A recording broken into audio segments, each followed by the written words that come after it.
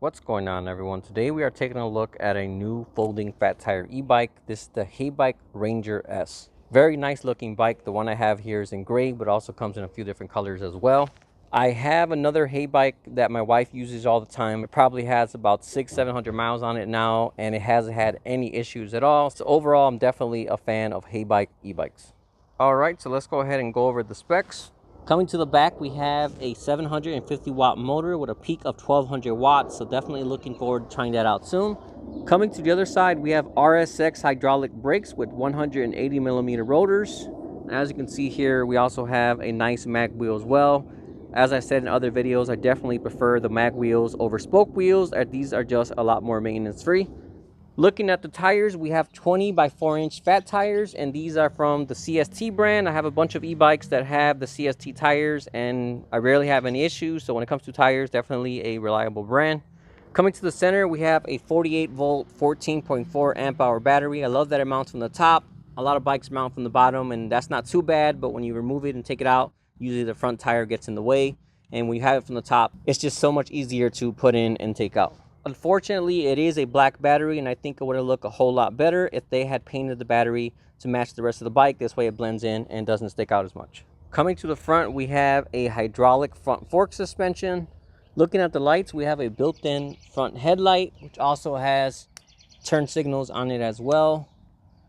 Doesn't look like it's going to be that bright of a headlight, but it should be good enough for overall road visibility. Coming to the back, we have 2 more turn signals, and then you also have a brake light which flashes when you push the brake as well. Coming up to the bars, we have a thumb throttle, a Shimano 7-speed shifter. On the other side, we have our main controller, our headlight on and off switch, and then you have a built-in horn. And then last but not least, you also have a selector here that's for your turn signals. Coming to the center, we have the screen. It's nothing fancy, but it has your speed, your pedal assist, your odometer, and most importantly, it has your battery readout voltage, so you can get an accurate reading of your actual battery percentage. So again, not the prettiest screen, but it's functional, has everything I need on there, so overall, no complaints with that. And as you can see here, this bike also has Bluetooth app connectivity, so you can connect to the app and tweak a few settings with the bike as well. Last but not least, this bike weighs 72 pounds, but one very impressive part about it is it has a max load rating of 400 pounds. Typically, to carry that much, you need to get a cargo bike, but this one you can carry just as much while having a much smaller profile. And then with the rear rack, you can also carry much more than other bikes as well, at a total of 120 pounds. As I said earlier, this is a folding e-bike, and this is what it looks like when it's folded. It folds right here in the middle, then the bars fold down as well. Coming to the bottom, you also have a little leg so you can prop the bike up on. So this way it'll stay standing upright when it's folded. One thing I just noticed that I really love on this bike is, as you can see, we have this handle here that's to lock and unlock it like every other folding e-bike has. But besides that, we also have an internal mechanism that is attached to this handle. So as you fold it and put this handle down, this slides over and this little lip locks in right here. So it gives you an added little sense of security there to keep it locked and in place. All right, so first impression, this is definitely a very easy bike to pedal without the motor. I've had someone ask me before, why does that matter? It's an electric bike, you're gonna use it with the motor.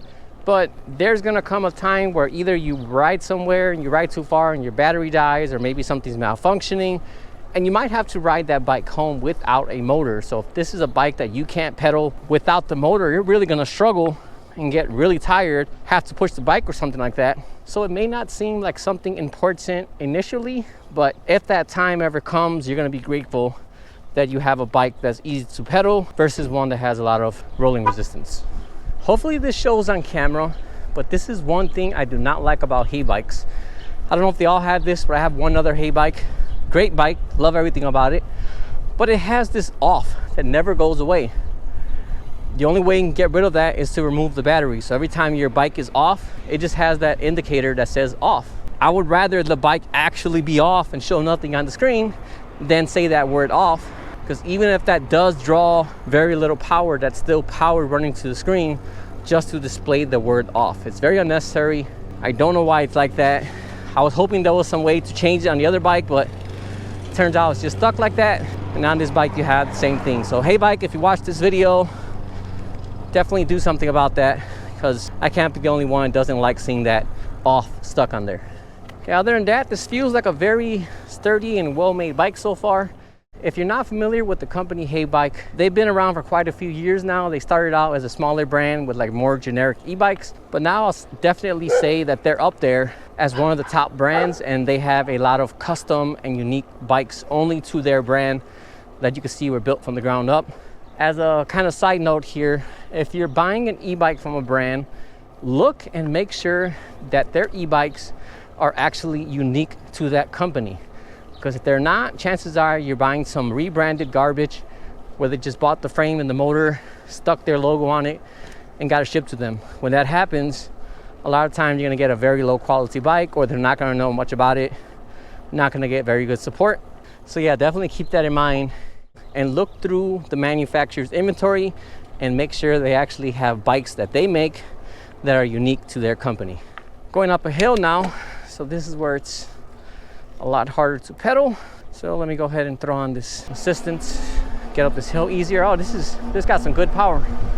Even though I started up on the going uphill there, it propelled me ahead, no problem at all. Oh, this feels like I got some torque on it. Just hitting that throttle, I feel that initial rush. All right, let's see. Pedal assist 1. Looks like it probably goes about 7 to 8 miles per hour. I don't feel much assistance right now. Pedal assist 2, definitely picking up. Giving about 13, 14 miles per hour. Pedal assist 3. Oh yeah, this got some nice power on it. About 18 miles per hour. Starting to get a little disconnected with the bike, but still some good traction so far. Bump it up to number 4. We're on that 7th gear. Looks like it let off assistance at about 20 miles per hour. Number 5. All right, so it looks like out of the box, this is capped at 20 miles per hour.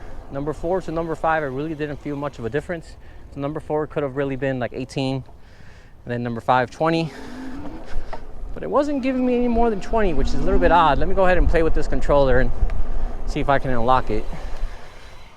All right, so I went into the settings and unlocked the bike. You just hold down the plus and minus, and I think it was P08. But instead of doing that, this does have app connectivity, so that would probably be the easier way to do it.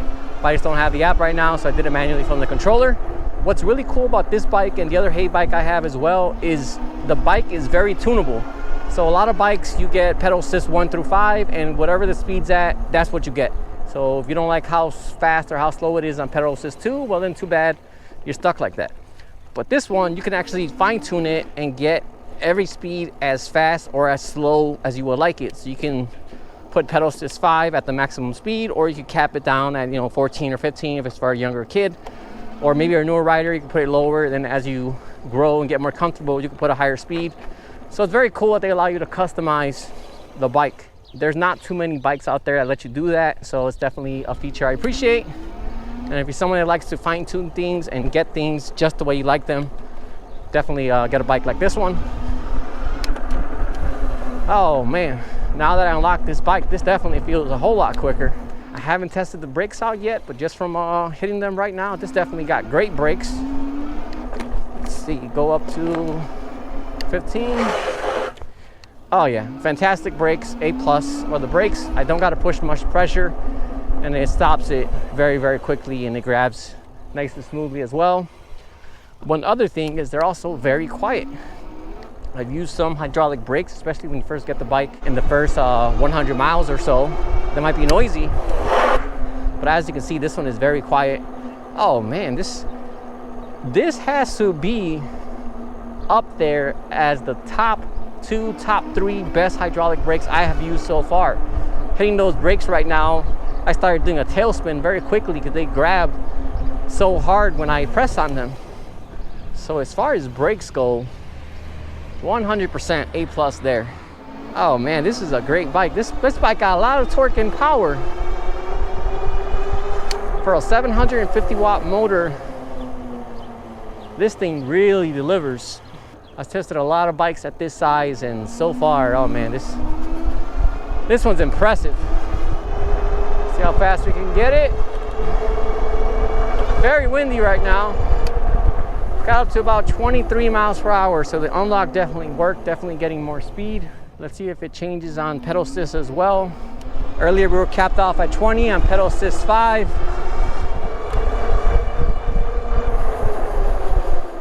All right, battling the wind there, but I got up to 23, and right around 22, that's when I was pedaling pretty quickly and losing traction. So realistically, you're probably not going to be doing much pedaling past around the 20-22 mark.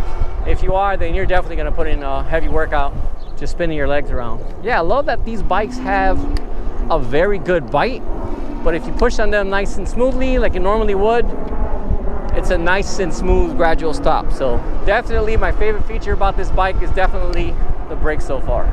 Suspension also feels very good as well. I was riding on the sidewalk earlier, went over a few potholes and bumps just now, and I really don't feel them much.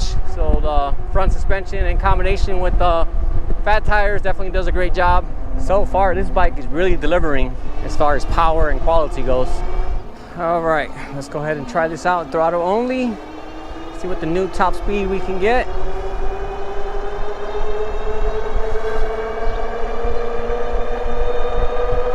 Already at 26, 27.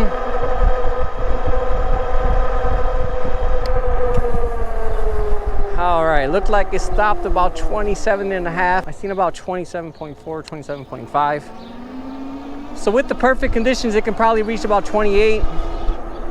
It didn't feel like it was letting out as far as power goes.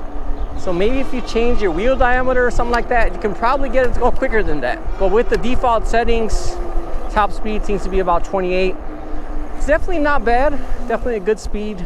And I think most regular e-bike owners are gonna be more than happy with that speed. Personally, my preferred cruising speed, regular riding speed, is about 16 to maybe 22, 23 at the most. I mean, if there's a straight road, I do like to give it a quick burst and go quicker, but I'm comfortable most around 22 at the most. So this has a 14.4 amp hour battery, which I think is a nice sweet spot when it comes to e-bikes.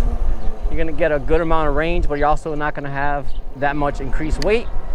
My first e-bike, and one of the e-bikes that I use very often, only has a 14 amp hour battery. And unless I'm speeding very, very quick, full throttle the entire time, I'm usually able to get about 25 to 35 miles, 40 miles if I'm going about 12, 13 miles per hour.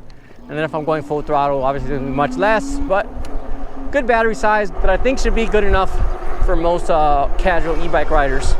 Yeah, so I gotta say, this is definitely one of my favorite 20 by 4 inch fat tire e-bikes that I've reviewed this year so far. I have another bike that's very comparable to this one as far as size and specs go, but this one performs way better, feels a lot better, the speed's better, the brakes are way better. So honestly, I think I'm gonna sell out that other e-bike and just keep this one, because this is definitely a great e-bike, and as I said, one of my favorite e-bikes of this size that I've reviewed this year so far. Doesn't have a rear suspension on the bike, but that's an easy fix. I would recommend just getting a seat post suspension for a good performance. I would say get one around 100 bucks or more, and that's gonna give you good absorption in the seat area, and it gets it real close to the feeling of a full suspension e-bike. If you're going off-road and riding really crazy, then it won't do much, but for regular street riding, it makes quite the difference.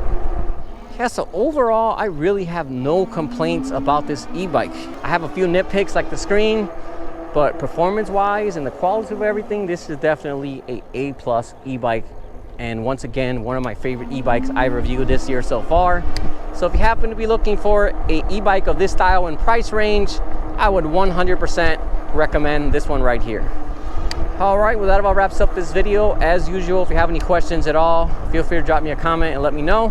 Otherwise, thanks for watching, and I'll see you all next time.